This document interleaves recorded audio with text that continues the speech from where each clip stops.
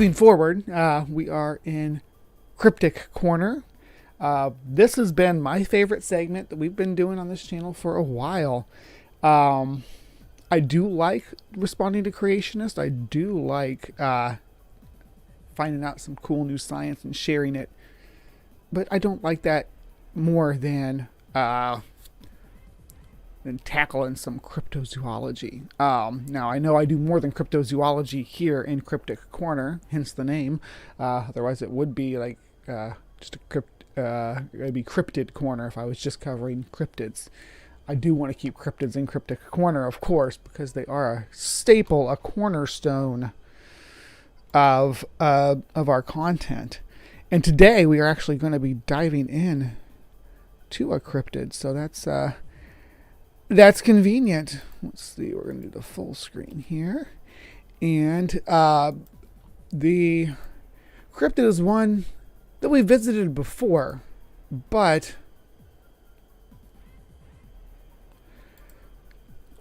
actually I think we visited this channel before, if I'm not mistaken, but that a new Thylacine sighting.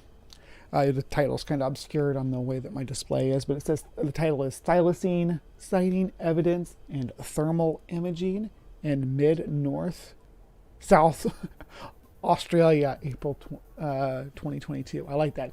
Mid-North South Australia. 3 directions.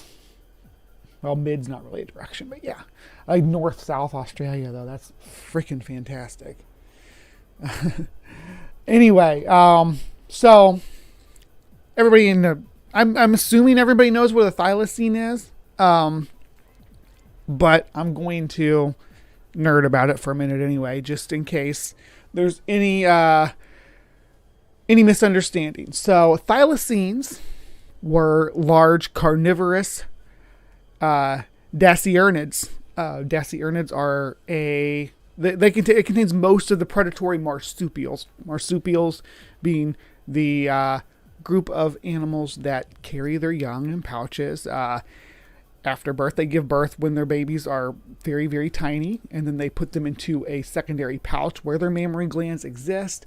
The babies latch onto the mammary glands, and they just like swell right up in their mouths, and the baby can't even let go of the teat until it's big enough to do so. So they have a really cool, unique way of rearing their young that's very distinct from us as placental mammals that raise our young inside a womb until they're sometimes completely viable to get up and start walking as soon as they come out.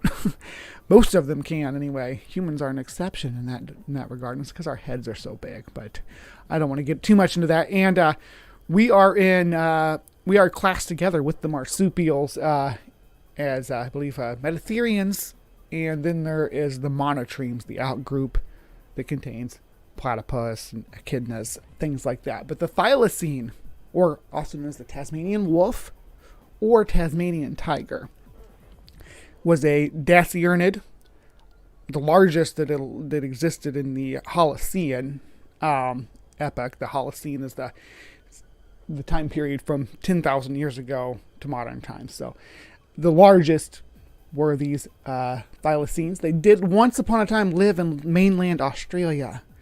But by the time that the Europeans arrived in Oceania, and mainly in Australia, the Thylacine had been marginalized by the indigenous people in their by the Aboriginal people. When they arrived, they brought with them dingoes, or they brought their dogs, which became dingoes, and drove the Thylacine out of mainland Australia. So they were isolated to Tasmania at that point. Another dasyurnid that was once native to Australia but now isolated to Tasmania is the Tasmanian devil. So it says in Tasmanian devils, again, another dasyurnid, which is the predatory marsupial family. Now,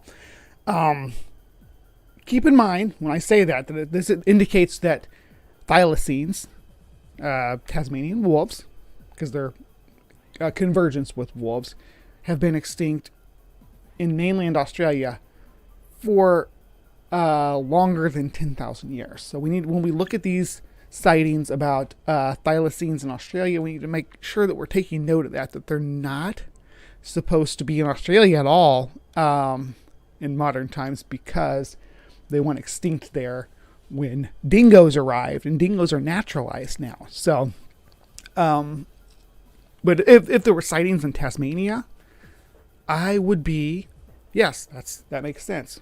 There should be, if thylacines were discovered alive, I would expect for Tasmania to be the location in which they were discovered. But they were hunted to extinction all across the island, and they were last seen in the 1930s. Last confirmed sightings, and the last one known death was one that died in the Hobart Zoo in Australia. I don't have the date. Can somebody look up the date for that and pop it into the side chat there? That last thylacine that died in the zoo. It was like 1931, I think. Anyway, they didn't even know it was the last one when it died either. But sightings continued. Throughout the decades, and closer to the time of the last known death, it's easy to say, yes, this could have been a thylacine, a ruminant population, a ruminant individual even, hanging on in the margins of the wild. As we move further and further away from those dates, these sightings become less and less compelling.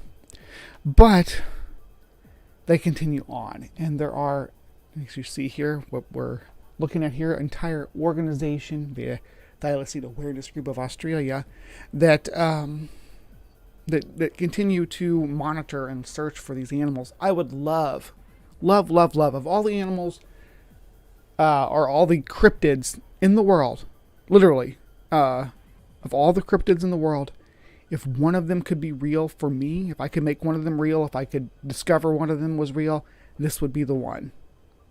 That's weird to say, because I know it's like, oh, why wouldn't you pick something more mainstream like Bigfoot or something like that? Because what we did to these animals, they did not deserve that. They were just living their lives. They were just filling their role in the ecology. And it's like, hey, these striped wolves are a problem. Let's get rid of them. And they really, were they a problem? I don't know. They were definitely powerful enough predators to take down livestock. But how often they did that, and to what extent, there's been a lot of arguments about. So, without further ado, let's watch what the Thylacine Awareness Group of Australia has to say. I don't know, that sounds like stock music, but I'm going to skip it anyway, because... Alright, so, missed the intros. Alright. Thylacine sighting and thermal evidence investigation with Mark Taylor and Mick Brown, South Australia, April 20th, 2022. I'm trying to read.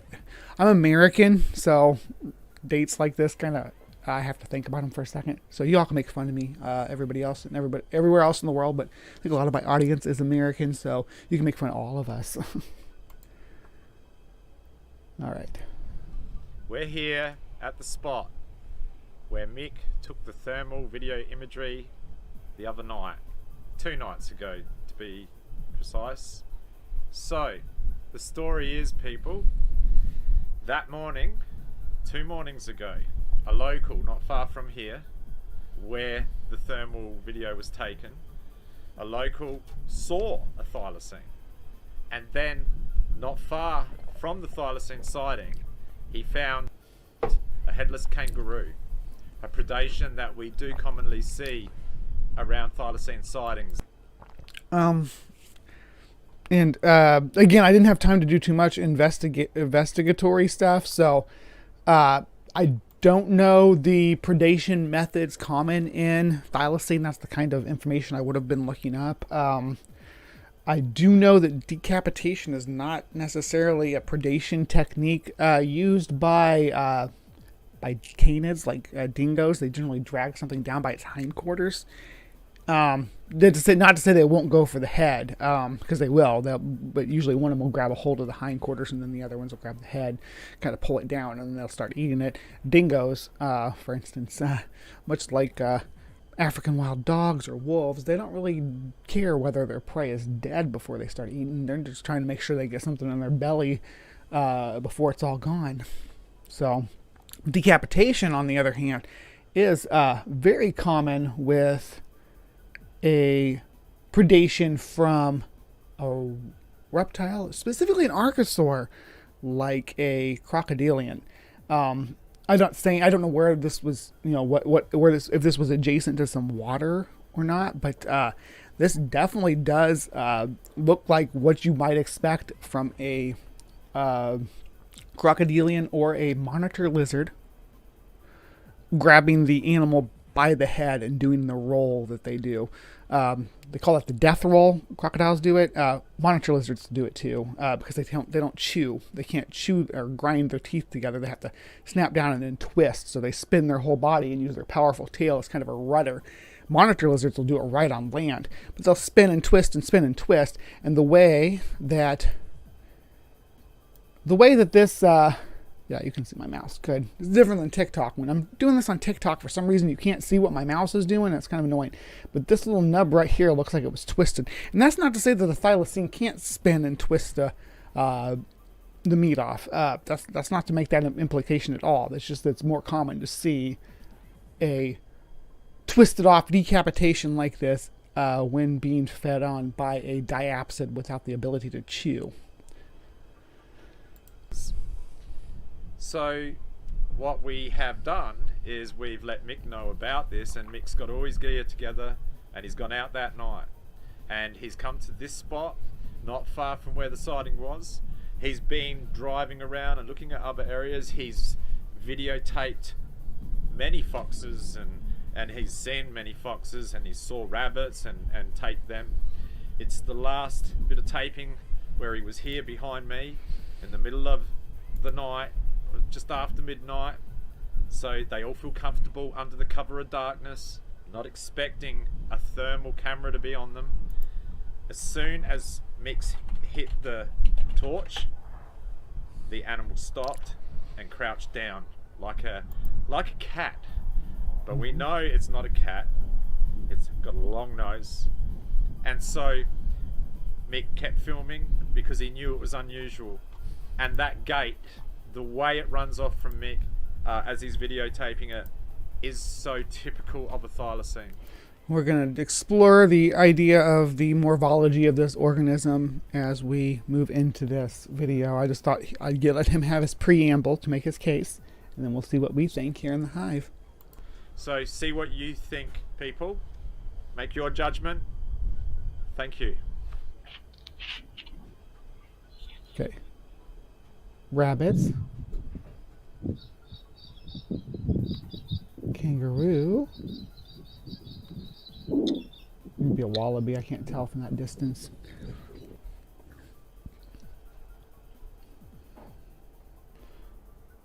Dude laying the scent marker, and that's kind of give an idea of the scale here too. So I'm going to say, oh boy, this is... So we're going to call this line here about probably 5'10", that black line right there. If they keep the camera in this direction, we can use that as a measuring tool.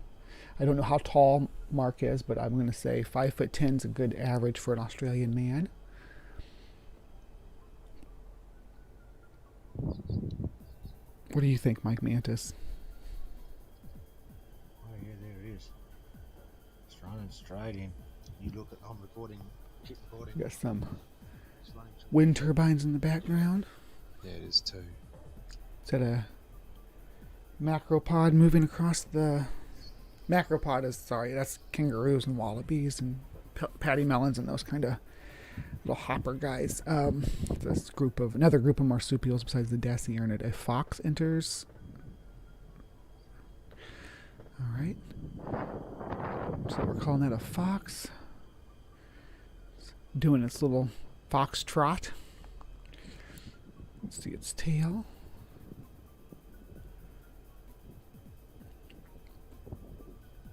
Very canid like gait.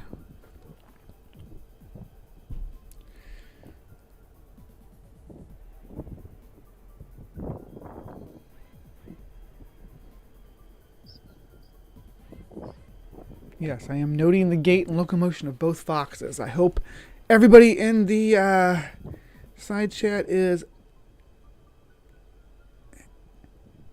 hanging in there. Sandy McCrae. I didn't even know you and Steve were dating, Sandy. Congratulations.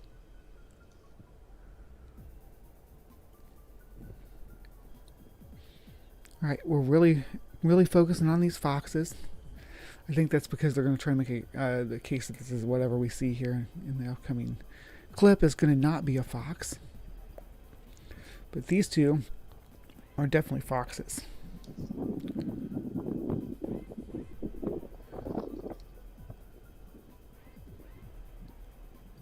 Like, beyond a doubt.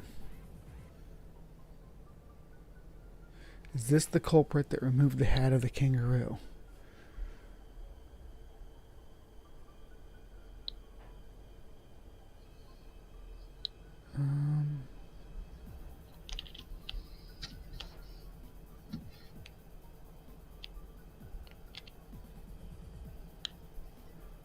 So you got the...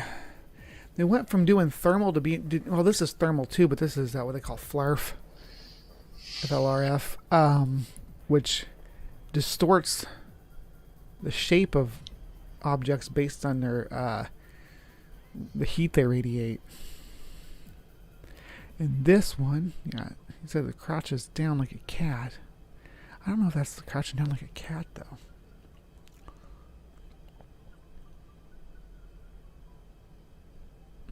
Come on, come back up.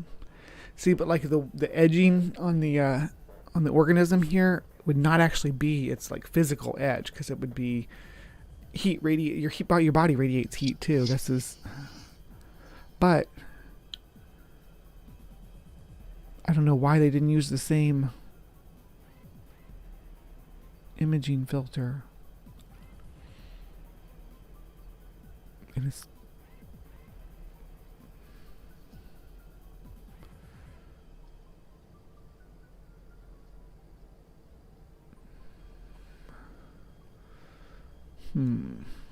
hopefully it comes back out again. All I can see is its little head poking out. It's got some rounded ears. But yeah, look at this. When you see that they put the... Oh, here we go.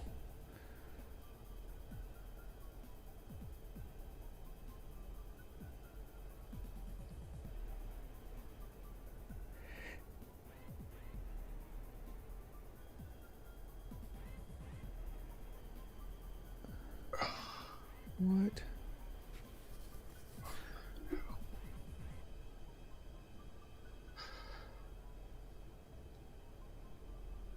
That was a bizarre gait, I'll give him that. What was it doing? It was bobbing its front end up and down like an excited puppy. Like my dog does when she wants to go outside. Funny.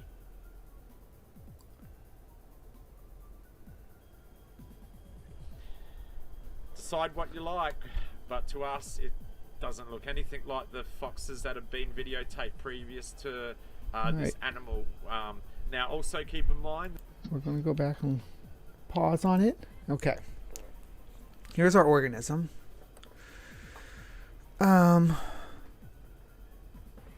Let's see here. So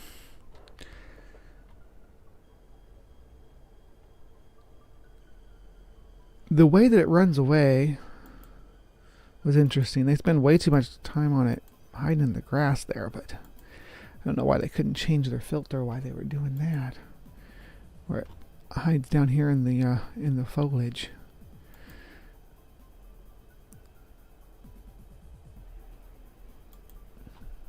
Here's another image of it. There we go. Okay.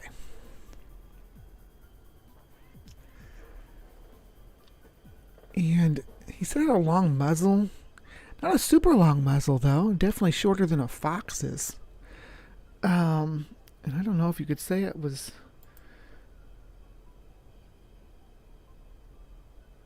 It sure seems feline to me. Correct me if I'm wrong. That's not me breathing, by the way. That's our friend here on the video.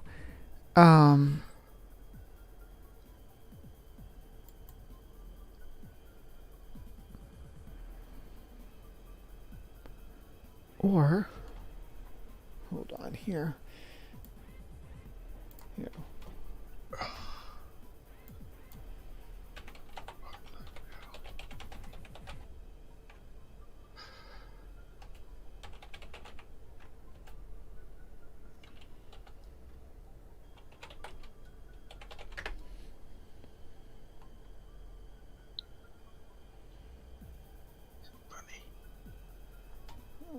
Let's see again. You all tell me what you think in the side chat too. There was something I'm trying to find an image of to see if it matches the body layout. Mike Mantis wants to play all of a sudden. What are you doing?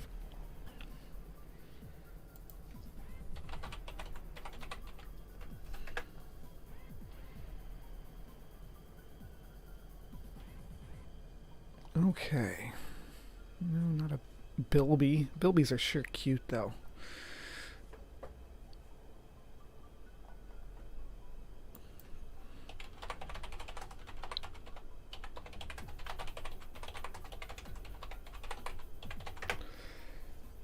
That right there where it moves is the weirdest part, right? When it does that little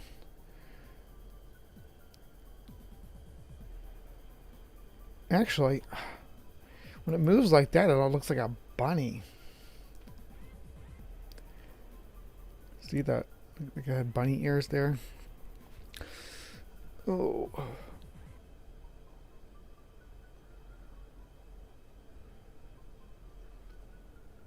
What do you guys think? I do find it, I mean, is it a quoll? Maybe it's a quoll. Like a tiger quoll?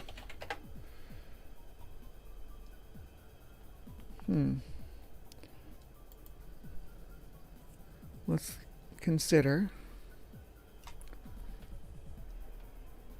the morphology. Do you all know what a quoll is? Hold on, I'll show you all a quoll real quick. Or what quolls look like. Give me just a moment. Let me pull them up. So, and again, I wasn't able to do the research, sorry, while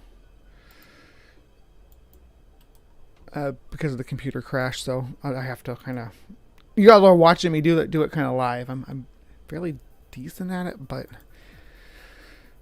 this is a tiger quoll. They are the largest predatory marsupial in Australia, second only to the Tasmanian devil, which isn't native to at least isn't native to mainland Australia anymore. But a tiger quoll do get pretty big. I mean, not huge, but about the size of a, well, you can see someone holding one right here, about the size of a possum. But they have longer legs because of the way that their body is structured. Looking at this, I imagine the chat box is right over top of it. Go figure. I mean, the only thing that makes me think this is not a tiger quoll is that its ears.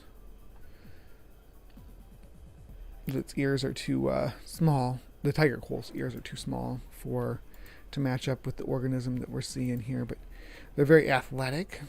And they do run with this weird gait that we kind of see in the video.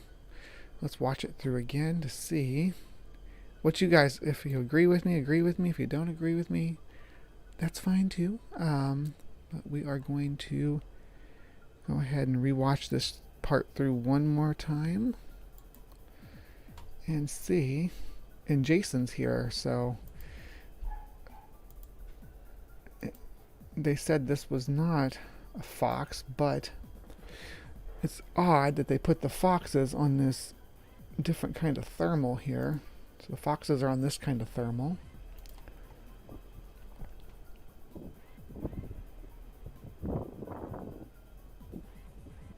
And then our creature is on this type of thermal, the flurf. Why do you want to play so bad? We can't even see you back there. I'm talking to the mic mantis, by the way.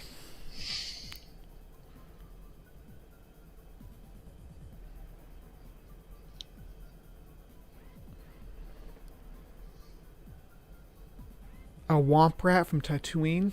Are there womp rats? Are there savannah womp rats too? I thought they were strictly a desert species.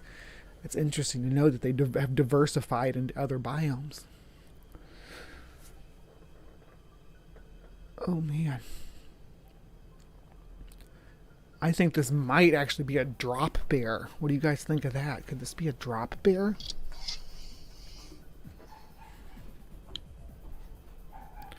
There you go. Oh, Belly's getting excited upstairs. Something must have happened. Disappears into the grass here, but it comes back out. We get it to pop. There's popping its little head out. And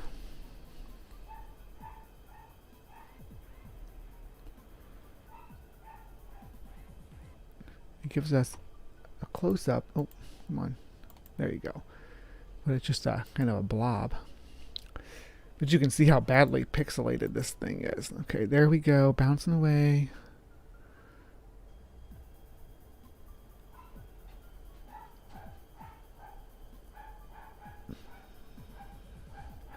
You know, I don't really see too much reason why it couldn't be a fox, though. Just bouncing through the grass instead of trotting. Because they trot and they bounce. Sorry about the dog.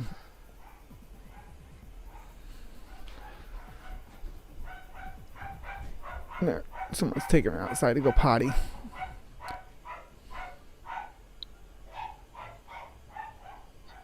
And it runs off into the foliage. Running very placental mammal-like, not very marsupial-like. To us, it doesn't. Alright, so I mean, that was CryptoCorner, or CrypticCorner. The Thylacine returns.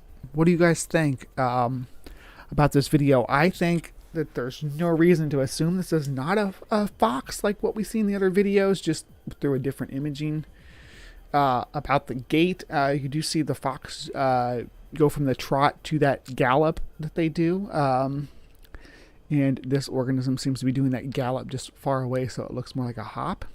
But when they swing around and shoot it from the side, you can see that it's very much a gallop, similar to what you see with a carnivoran, not a dasyurnid. Just my opinion. I am not a expert in animal locomotion by any stretch of the imagination, but I do like watching animals and learning about their movement and their behaviors. So take with it what you will. If you have a disagreement, definitely put it in the comments so that we can engage about it, because I love to talk about these topics. If you are watching this on Friday, 8 p.m. Central Standard Time, thank you so much for joining us for CrypticCorner, and please remember to be kind and take care.